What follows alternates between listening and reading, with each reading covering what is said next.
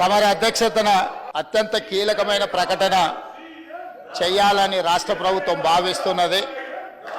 కొన్ని దశాబ్దాల నుంచి మాదిగ ఉపకులాలకు సంబంధించిన లక్షలాది మంది యువకులు ఎస్సీ రిజర్వేషన్లలో ఏబిసిడి వర్గీకరణ కోసం వాళ్ళు పోరాటాలు చేస్తున్నారు.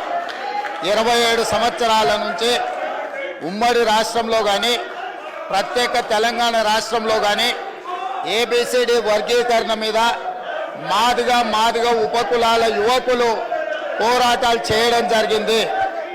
వారి పోరాటాల ఫలితం ఒకనాడు ఇదే శాసనసభలో మాదిగ ఉపకులాల వర్గీకరణ కోసం వాయిదా తీర్మానం ఇస్తే నాతో పాటు ఆనాటి శాసనసభ్యుడు సంపత్ కుమార్ను కూడా ఈ సభ నుంచి బహిష్కరించడం జరిగింది.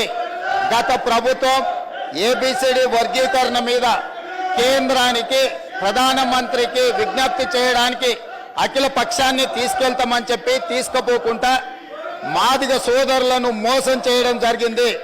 కానీ డిసెంబర్ 3, 2023 నాడు ప్రజాప్రభుత్వం బాధ్యత తీసుకున్న తర్వాత తక్షణమే మా ఉప ముఖ్యమంత్రి గారి సూచన మేరకు మాజీ ఉప ముఖ్యమంత్రి ప్రస్తుత మంత్రి దామోదర్ రాజనరసింహ గారి నేతృత్వంలో మా శాసనసభ్యులందరినీ అడ్వకేట్ జనరల్ని ఢిల్లీకి సుప్రీంకోర్టుకు పంపించి న్యాయ కోవిధులతోని చర్చించి సుప్రీంకోర్టులో బలమైన వాదనను తెలంగాణ రాష్ట్ర ప్రభుత్వం కాంగ్రెస్ ప్రభుత్వం వినిపించడంతో ఈనాడు సుప్రీంకోర్టు మాదిగ ఉపకులాల వర్గీకరణకు అనుకూలమైన తీర్పునివ్వడం జరిగింది.